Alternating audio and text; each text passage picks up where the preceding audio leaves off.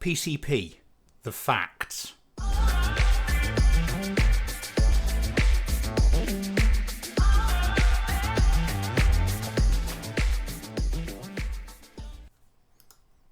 Welcome back, folks. This is going to be really quick, and it should really be called PCP one particular fact really than the facts.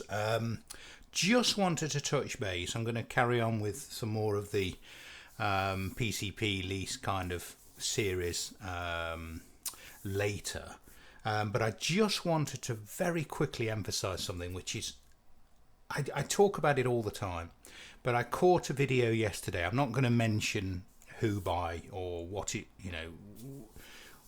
was, but essentially it was a business manager, salesperson for a large dealer going through PCP, HP, that kind of thing.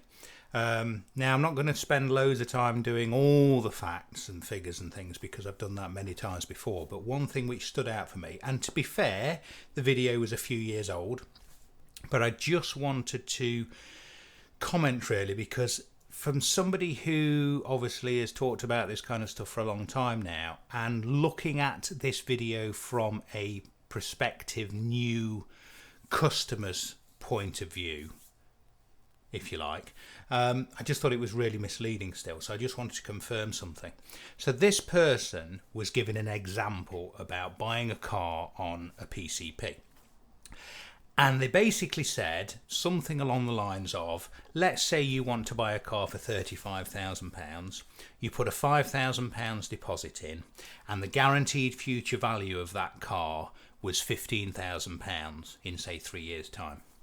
And they then intimated that you are only therefore financing the bit in the middle. And I hear this all the time, and I get emails all the time. Let's just be clear about a PCP. I'm not saying a PCP is a bad thing. Certainly at the moment, as we've seen with really high used prices on cars, PCPs can work well and you can get some equity out of the other end.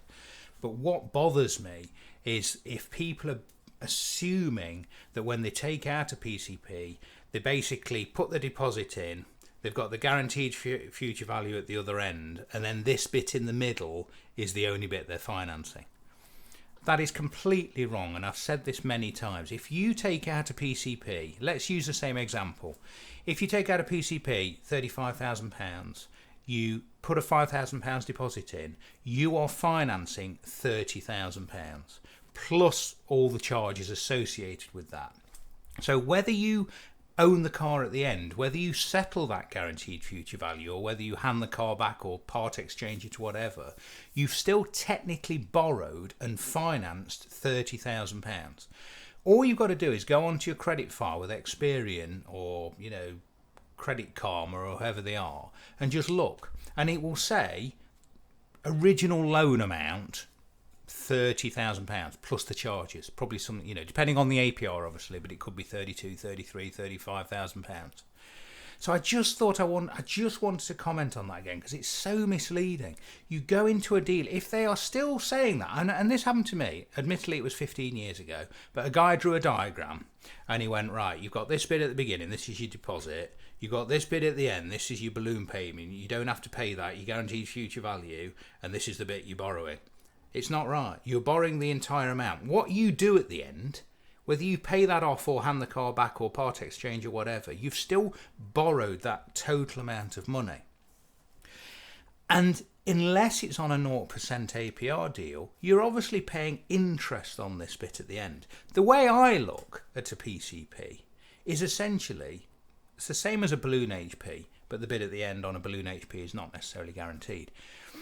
But the best way to look at it is go, it's an HP with, say, 35 equal payments and one much bigger payment at the end.